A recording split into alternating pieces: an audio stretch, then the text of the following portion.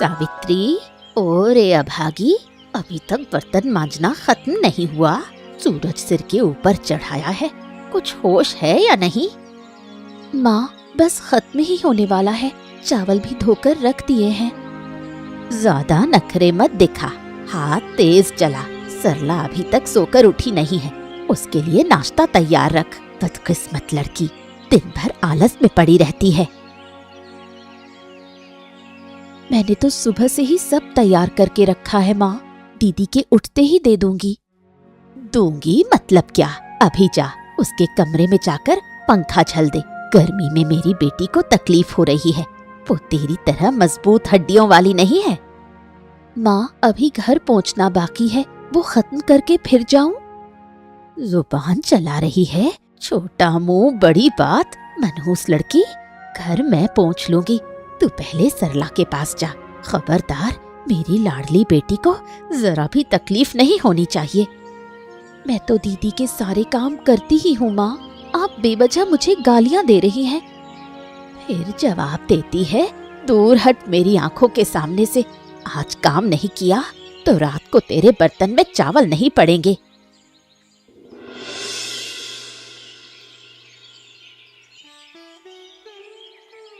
आइए घटक जी, बैठिए, आपका ही इंतजार कर रही थी। कुछ खबर लाए? अरे हाँ जी, बिल्कुल लेकर आया हूँ। बहुत देख परख कर एक बढ़िया रिश्ता लेकर आया हूँ। ऐसा है, शहर के बड़े व्यापारी घर का लड़का है, हालत बहुत ही अच्छी है। घटक जी, मेरी सरला तो बहुत नाजुक है, उसे मैं किसी राजकुमार जैसे लड़के के हाथों सौंपना चाहती हूँ। क्या ये रिश्ता उसके लायक है? अरे बिल्कुल राजयोग है, बड़ी बेटी के लिए इससे अच्छा घर नहीं मिलेगा। मगर एक बात है। कौन सी बात? साफ साफ कहिए। बात ये है कि उसी घर में एक गरीब लड़का भी काम करता है, अनाथ है लेकिन मेहनती है। आपकी छोटी बेटी सावित्री के लिए उसी को सोचा है। बड़े लोगों के साए में रहेगा, कम से कम 2 वक्त का खाना तो मिलेगा। उन सब बातों की आपको चिंता करने की जरूरत नहीं। छोटी को जैसे तैसे पार कर दिया तो मेरी मुसीबत खत्म। बड़ी बेटी का भाग्य चमक जाए, बस वही चाहिए।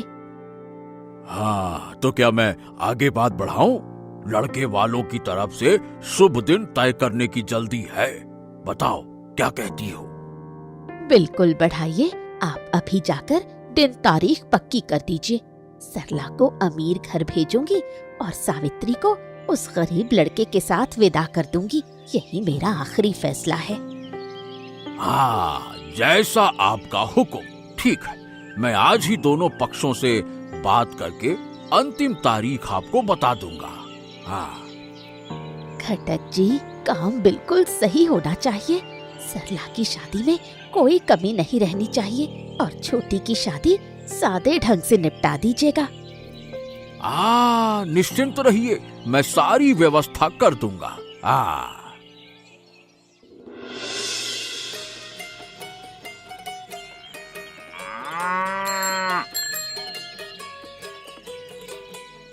सरला, आनंद बाबा, अंदर आकर बैठो।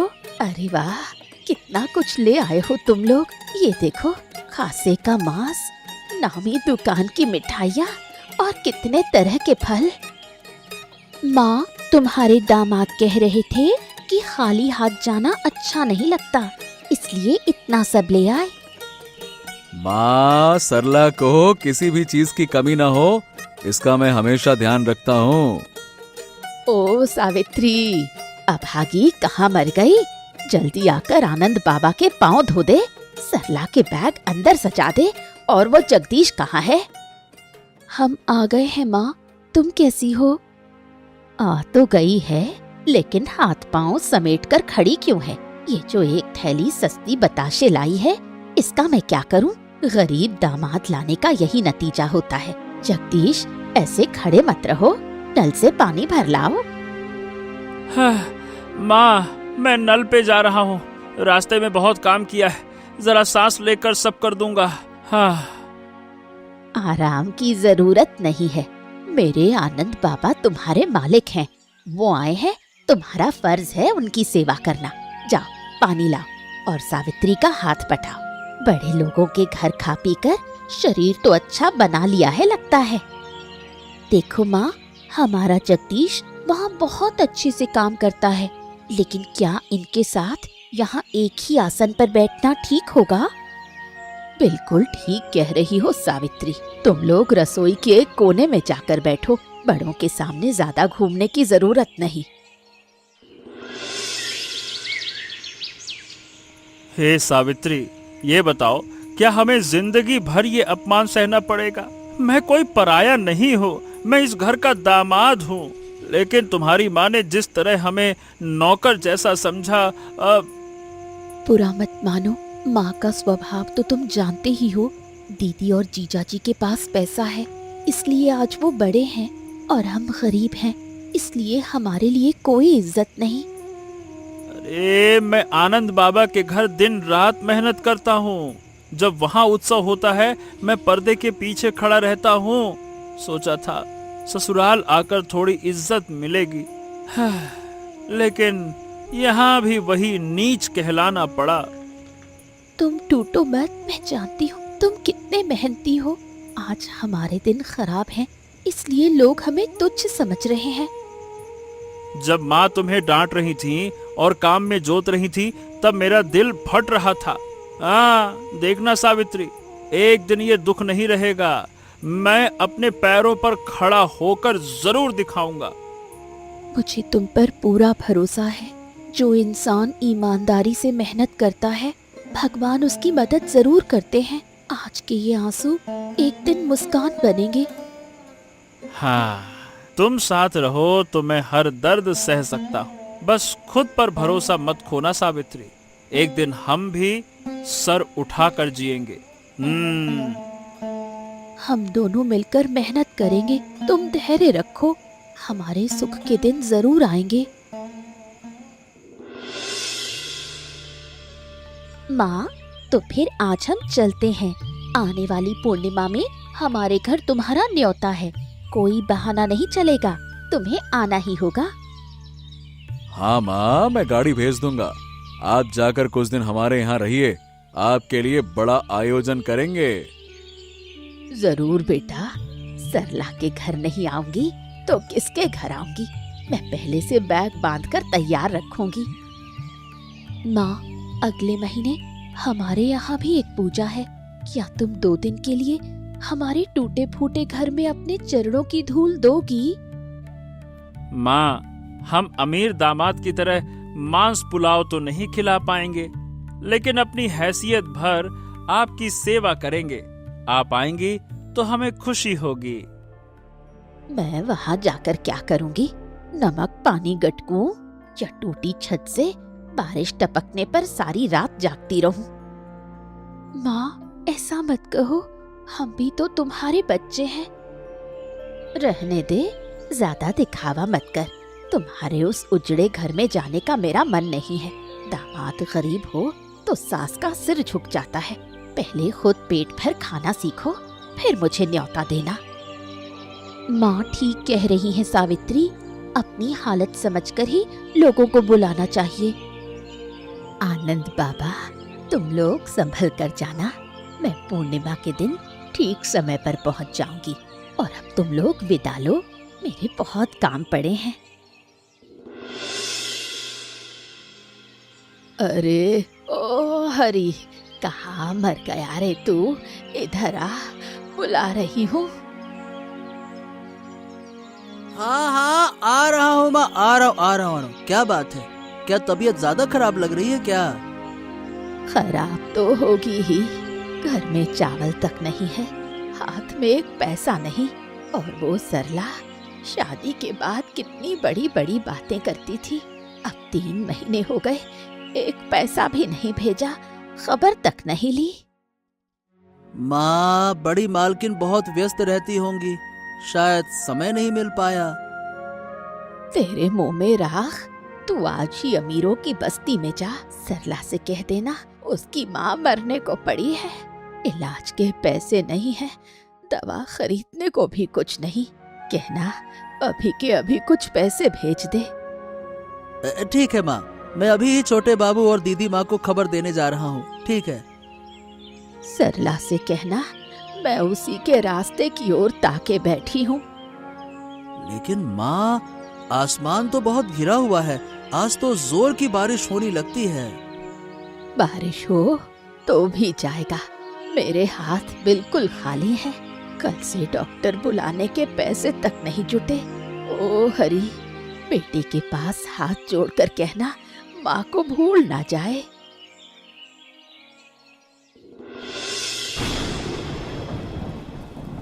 सुनो जी, हरी गांव से आया था।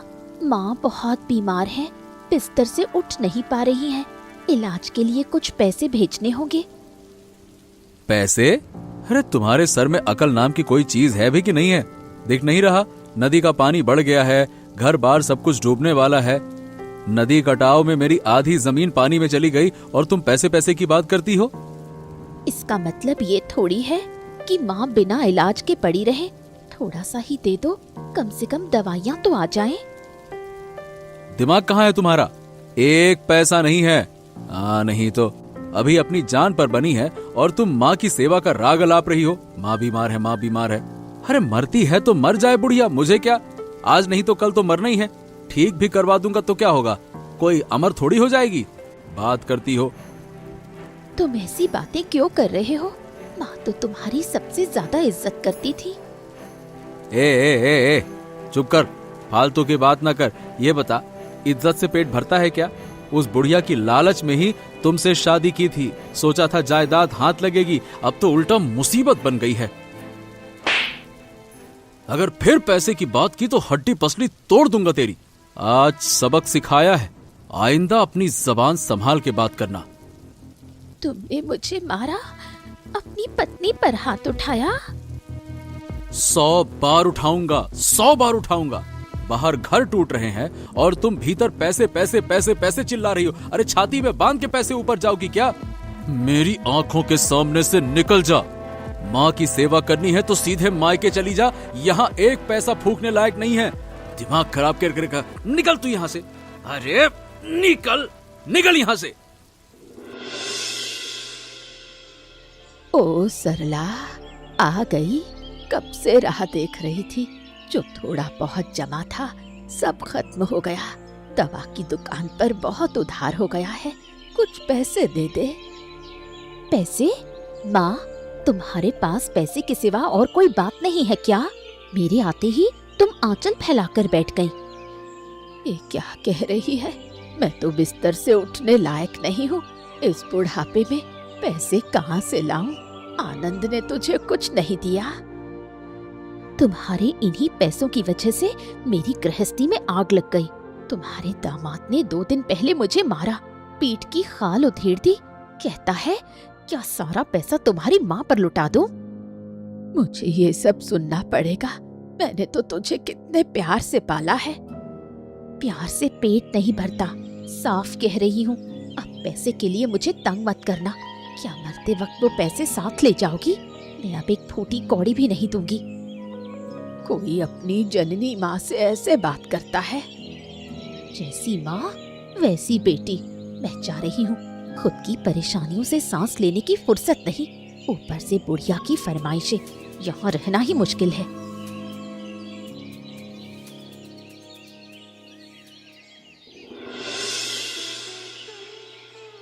सावित्री, ओ सावित्री, इधर आओ। अरे देखो, देखो पानी नीचे उतर गया है, देख रही हो? ओ माँ, कितनी विशाल जमीन। कल रात तक तो यहाँ सिर्फ पानी ही पानी था। यही तो वो चर है सावित्री।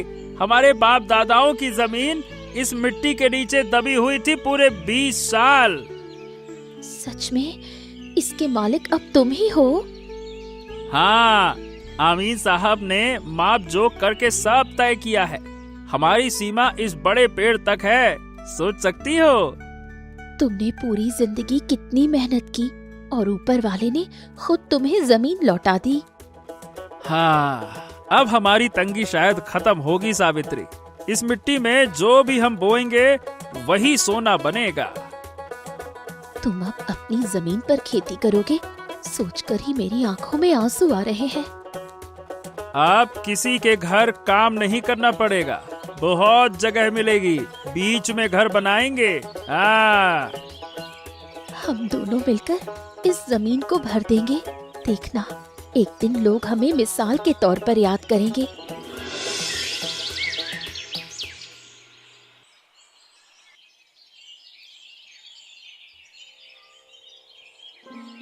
माँ, ये लो, कुछ पैसे और राशन ले आई हूँ।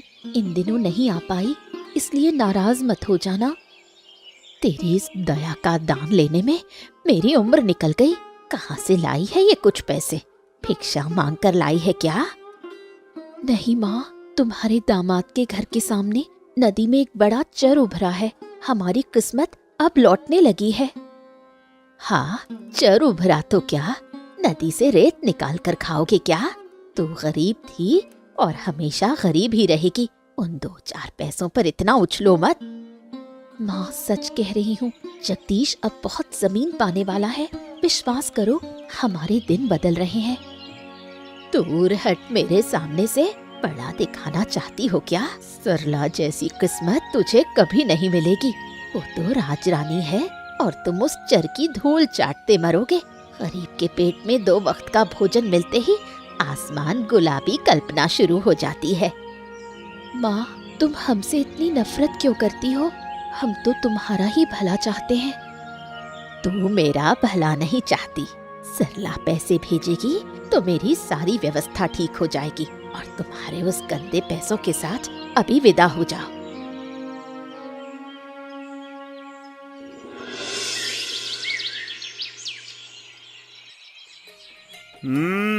देखा सावित्री, वहाँ दूर जो सीमा दिख रही है ना, वो पूरा चर अब हमारा है।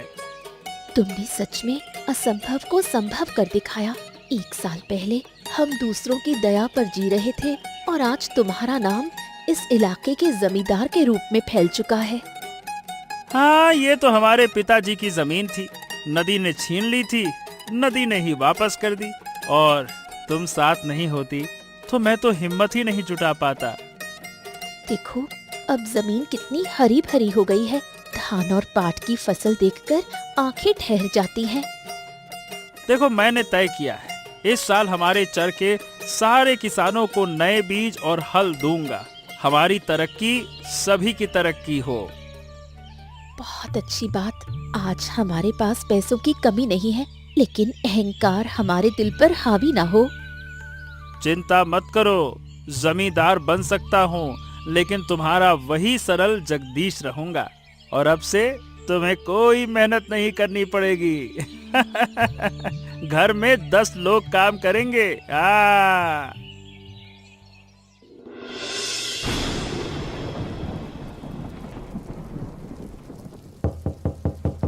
बाहर कौन है? इस बुरे मौसम में कौन दरवाजा खटखटा रहा है? माँ, मैं सरला हूँ, दरवाजा खोलो माँ। सरला, इस तेज बारिश में तुम कहाँ से आई? ये क्या हाल है तुम्हारा? माँ, हमारा सब कुछ खत्म हो गया। अब हमारे पास रहने की जगह भी नहीं। आनंद, तुम्हारा ये हाल क्यों? माँ, नदी ने सब कुछ ले लिया है। मेरे सामने घर और संपत्ति डूब गई, कुछ नहीं बचा पाया। माँ, हमें थोड़ी शरण दे दो। आज हम सड़क पर भिखारी हैं। जब तुम्हारी हालत ठीक थी तब तुमने मुझे भुला दिया था, 1 पैसा भी नहीं भेजा। गलती हुई माँ, दिल में बड़ा अहंकार था। आज ऊपर वाले ने उस अहंकार को चूर कर दिया। अब समझी मैं खुद कितने दुख भरे दिन बिता रही हूँ। फिर भी तुम मेरे रक्त की संतान हो, कहाँ जाओगी? हमें कुछ दिन ठहरने दो, फिर मैं दूसरी व्यवस्था करूंगा। माँ, कुछ दिन ठहरने दो। अंदर आओ, लेकिन याद रखना, इस कमरे में कोई विलासिता नहीं है। ताड़ के पत्तों की बिछाई पर सोना होगा।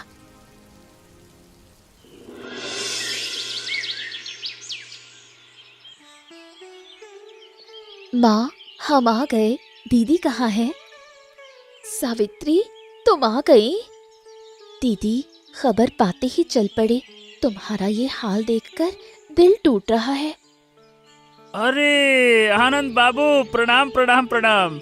सब सुन लिया मैंने। बहुत बुरा हुआ आपके साथ। अरे अब रोने से क्या होगा, मैं अब सड़क का फकीर हूँ, क्या कर सकता हूँ। ऐसा मत कहिए। आपके दुख के समय साथ देना मेरा फर्ज है। अब मेरे चर की जमीन पर बड़ा गोला बाड़ी हो गया है, कारोबार भी बड़ा बढ़ गया है। कोई दिक्कत नहीं है अब। तो इसका मुझे क्या फायदा? अरे मैं तो कह रहा था कि आप मेरे धान के कारोबार के मैनेजर के रूप में काम करेंगे। कहीं और जाने की आवश्यकता ही नहीं है। समस्या खत्म। मैं तुम्हारे अधीन काम करूंगा, उस लड़के के अधीन जो पहले मेरे घर की गौशाला में सफाई का काम करता था। मैं उसके यहाँ नौकरी करूंगा। हाँ, आप तो काम अपने मन से करेंगे। मैं आपको छोटा नहीं कह रहा, बाकी आपकी मर्जी। अब भी अपना गुस्सा दिखा रहे हो। घर नहीं, संपत्ति नहीं, पेट में खाना नहीं, फिर भी अकड़ कम नहीं हुई। वाह वाह वाह वाह वाह सरला, तुम भी अब मुझे अपमानित कर रही हो, है ना? अपमान नहीं, सच्चाई बता रही हूँ। जगदीश आज बहुत बड़ा बन गया है। वो हमारी मदद करना चाहता है और तुम अब भी अतीत में उलझे हो। आनंद बाबू, अगर आप राजी हो तो आज से ही काम शुरू कर सकते हैं, नहीं तो आपकी मर्जी। हाँ, वो राजी होगा। मैं कह रही हूँ वो काम करेगा। अगर नहीं करेगा तो मैं खुद दूसरे घर में नौकरी लेकर चली जाऊंगी।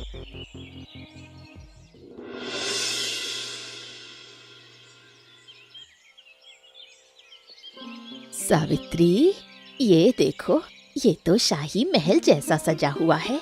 ये झाड़, लैंप, ये महंगा सोफा सभी तुम्हारे हैं। सब ऊपर वाले की कृपा है माँ। चर की जमीन ने हमारी किस्मत बदल दी। बहन, ये बगीचा और तालाब देखकर ऐसा लग रहा है जैसे सपनों की दुनिया में हूँ। आज बहुत दिन बाद हम एक साथ भोजन कर रहे हैं। मुर्ग पुलाव और मछली की कढ़ाई। तुम्हें तो मुर्ग पुलाव खाना बहुत पसंद है। आज तुम्हें एक बात कहनी है सावित्री, मेरा दिल फट रहा है। क्यों माँ, क्या हुआ? याद है वो दिन तुम मुझे नमन करने आई थी और मैंने तुम्हारा कितना अपमान किया? वो सब बात छोड़ो माँ। नहीं, बताओ, मैंने कहा था कि तुम मुझे नून पानी खिलाओगी और आज तुम्हारी दया से मैं ये अमृत खा रही हूँ। मुझे माफ कर दोगी? माँ अकेली दोषी नहीं है, मैंने भी तुम्हें छोटा समझा। बहन, हम तुम्हारे नून पानी के घर नहीं आए, लेकिन आज तुम्हारे इस मुर्ग पुलाव के घर में आश्रय लेने आए। दीदी, तुम मेरी अपनी हो। तुम्हारे बिना ये बड़ा घर सूना रहता। तुम आई हो, इसलिए मेरा घर आज पूरा हुआ। हाँ, कोई शर्म या ग्लानि ना रखें। अब से हम सब साथ में रहेंगे। आज समझ में आया, धन से बड़ा होता है मन का संबंध। सावित्री, तुमने हमारी आंखें खोल दी। अंततः एक नदी का विनाश दो बहनों के परिवार को कैसे बदल देता है,